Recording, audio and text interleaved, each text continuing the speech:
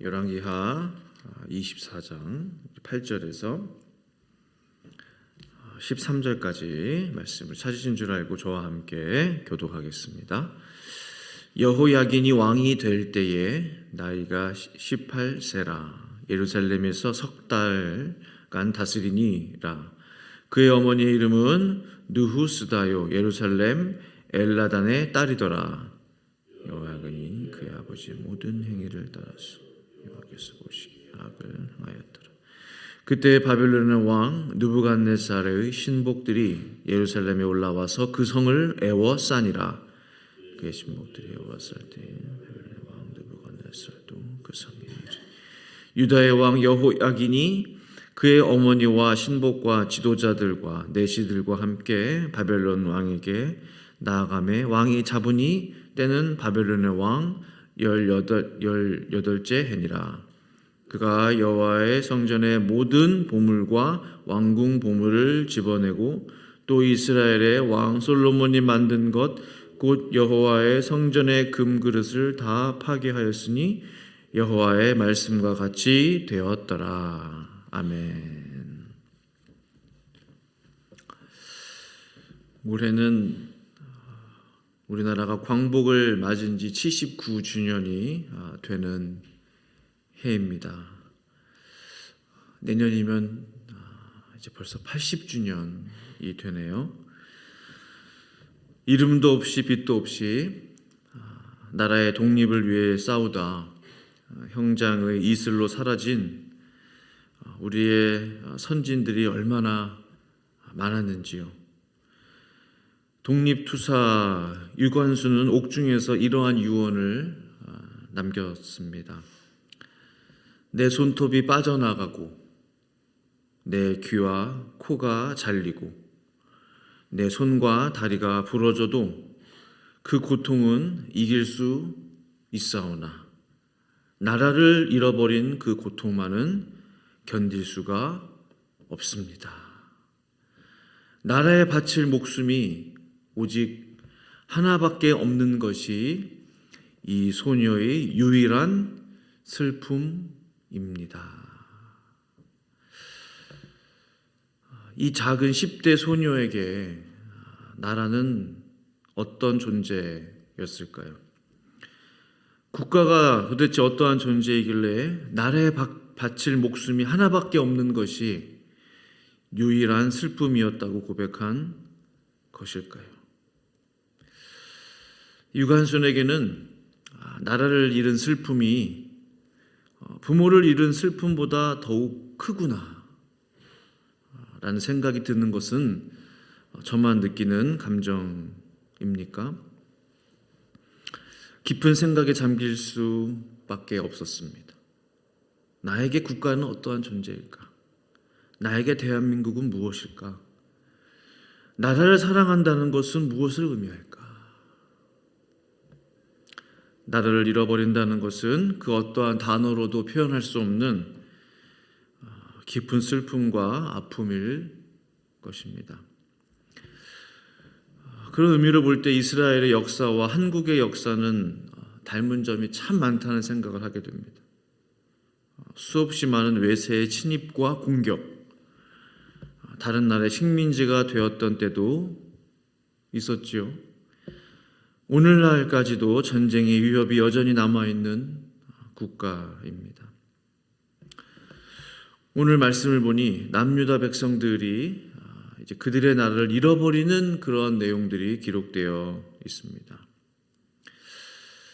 왜 이런 일을 겪게 되었죠? 그들은 하나님의 심판을 받아 그리 된 것입니다. 이스라엘의 역사 가운데 가장 큰 개혁을 이룬 남유다의 요시야 왕. 그러나 그의 큰 노력에도 불구하고 하나님의 심판은 철회되지 못했습니다. 예정대로 하나님의 심판이 시작되었습니다. 열왕기하 23장 26, 27절 말씀 보시면 요시야와 같이 마음을 다하며 뜻을 다하며 힘을 다하여 모세의 모든 율법을 따라 여호와께로 돌이킨 왕은 요시야 전에도 없었고 후에도 그와 같은 자가 없었더라.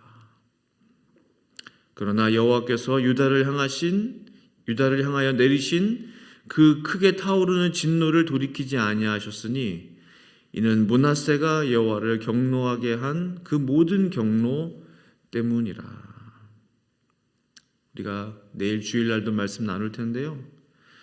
요시야 왕 같은 왕이 없었거든요. 그러나 하나님의 심판, 유다를 향한 하나님의 심판은 철회되지 못했습니다. 바로 므낫세가 하나님의 진노를 경노하게 했기 때문이에요. 이제 하나님의 심판을 위해 사용된 도구가 바로 바벨론이죠.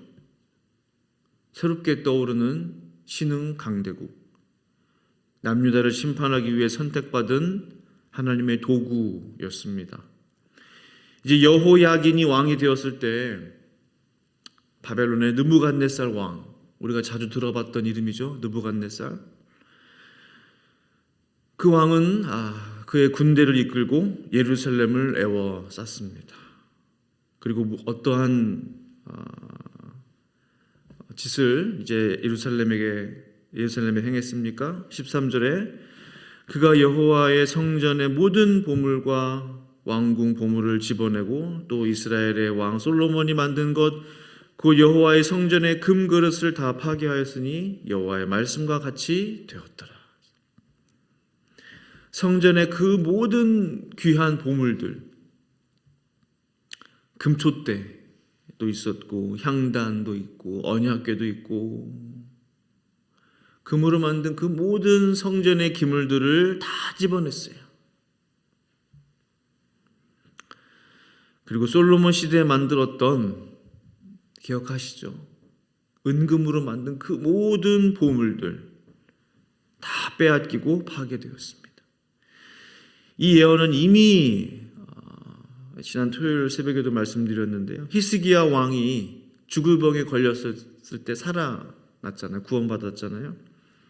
그때 히스기야가 모든 왕의 그 보물들, 왕궁의 귀한 것들, 성전의 기물들을 다 바벨론 사신에게 보여주었거든요. 그때 하나님께서 말씀하셨어요. 히스기야의 그 교만함을 심판하시면서 네가 보여준 그 모든 것들이 바벨론에게 그대로 옮겨지게 될 것이다. 그 예언이 성취가 된 것이죠. 성전의 기물들과 왕궁의 보물들만 빼앗겼느냐? 그렇지 않습니다. 더 나아가서 14절 보니까 그는 이제 느부갓네살 왕이죠. 예루살렘의 모든 백성과 모든 지도자와 모든 용사 만명과 모든 장인과 대장장이를 사로잡아가며 비천한 자 외에는 그 땅에 남은 자가 없었더라. 그러니까 느부갓네살이요, 모든 지도자, 지식층들이죠. 용사들, 바로 군인들입니다. 대장장이, 기술자들이죠. 모든 장인들, 쓸만한 사람들은 다 모조리 끌고 갔어요. 바벨론으로. 결국 누구만 남았어요? 비천한 자 외에는 그 땅에 남은 자가 없었더라.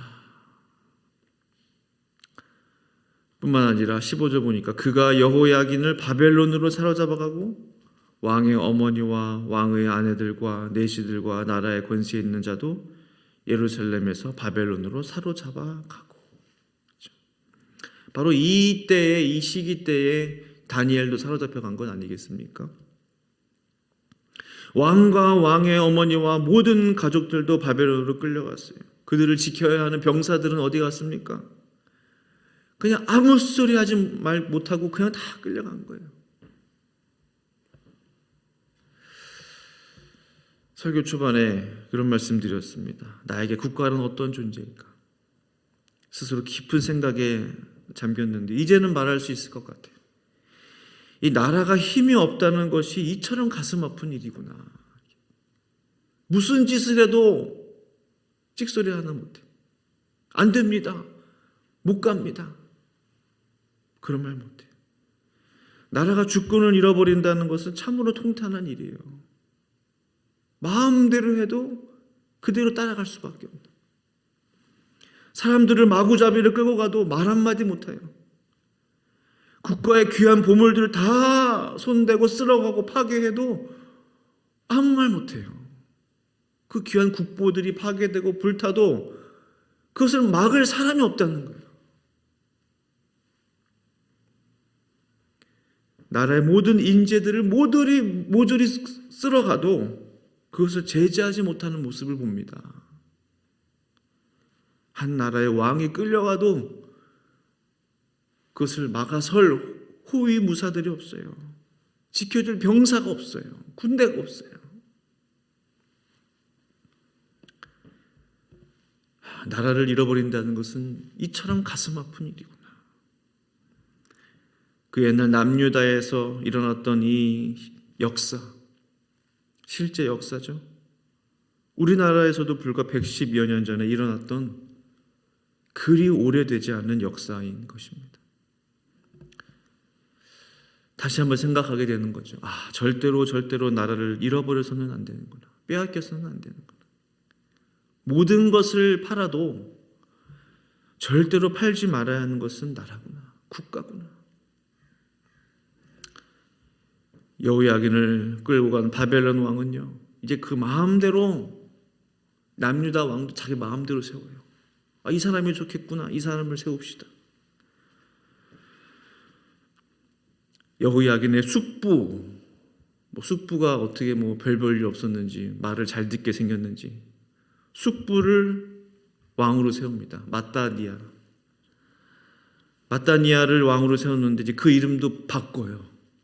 우리 옛날에도 창시계명이 있었는데 그 이름을 시드기야로 바꿉니다. 이 시드기야가 남유다의 마지막 이제 왕이거든요. 이 시드기야도 처음에는 바벨론 왕을 잘 섬기고 꼭두각시 노릇을 잘 하다가 마지막에 좀 이제 배반을 하고 배신을 하는데, 나라의 모든 자원들을 빼앗기고 지식인들을 빼앗기고, 이제 조금 몇 년 지나고 사람이 좀 모일 것 같으면 또 빼앗아가고 군대를 데려가고 지식인들을 데려가고 그렇게 했거든요. 사람이 없어요. 나라에, 남유다에 쓸만한 사람이 없는 거예요. 다 가져가고 빼앗아갔기 때문에 이 바벨론의 꼭두각시에 불과하죠. 그런데 저는 오늘 말씀을 보면서 느끼는 것은 아직도 이 시드기야는 정신 차리지 못했어요. 11년 동안이나 남유다를 다스리면서 바벨론 왕이 아마도 속국으로서 그렇게 남유다를 그냥 남겨두려 했던 것 같아요. 11년 동안 통치하도록 사람도 없고 군대도 없으니 한번 너네끼리 잘 살아봐라. 시드기야는 하나님 보시기에 악을 행했다고 기록하고 있습니다. 한 국가의 왕으로 있으면서 하나님 보시기에 악한 일을 했던 왕이 시드기야였습니다. 동시에 바벨론의 느부갓네살 왕에게도 밉보였어요.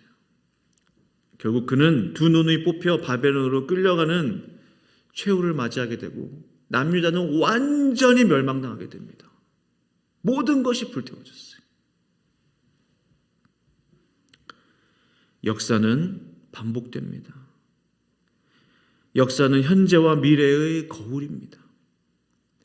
역사를 교훈 삼지 않는 백성은 미래도 없을 것입니다. 사랑하는 성도 여러분, 오늘 우리는 어떠한 역사의 흐름 속에 있습니까? 진정한 애국의 길은 무엇일까요? 과거의 역사들을 통해 오늘의 교훈으로 삼고 다시는 그러한 아픔이 반복되지 않도록 나라와 민족을 위해, 한국교회를 위해 기도하는 것입니다. 하나님이 지켜주시는 나라와 민족이 되도록 하나님만을 더욱 의지하는 것입니다. 오늘 나의 기도가 나라와 민족을 살리는 기도가 될 수 있습니다. 오늘 나의 간구가 교회를 새롭게 하는 기도가 될 수 있습니다. 오늘 나의 기도를 통해 하나님의 은혜가 저와 성도님과 교회와 나라와 민족 위에 있기를 간절히 축원합니다. 기도하시겠습니다. 걸어가신 아버지 하나님, 이 남유다의 역사를 보면서 하나님은 역사의 주관자이시며 나라들을 통치하시고 왕들을 다스리시는 유일한 하나님이신 것을 다시 한번 고백하며 깨닫게 됩니다. 과거 역사들을 보면서 오늘의 교훈으로 삼기 원합니다. 과거 역사를 통해서 더욱더 하나님을 신뢰하며 하나님을 의지하며 하나님만을 붙드는 우리의 모든 신앙인들이 다 될 수 있기를 원합니다. 하나님, 나라를 위해 민족을 위해 더 기도하게 하시고 위정자들을 위해 더 간구하게 하시고 한국교회를 위해 성도들을 위해 많은 목회자들을 위해 영적 리더십들을 위해 더욱더 기도할 수 있기를 원합니다. 하나님, 오늘 이 새벽에 드리는 기도를 받아주시고 들어주셔서 하나님이 다시 한번 우리를 사용하여 주시도록 하나님의 은혜를 다시 한번 덧입는 이 새벽 되게 역사하여 주시옵소서. 감사를 드리고 예수님의 이름으로 간절히 기도합니다. 아멘.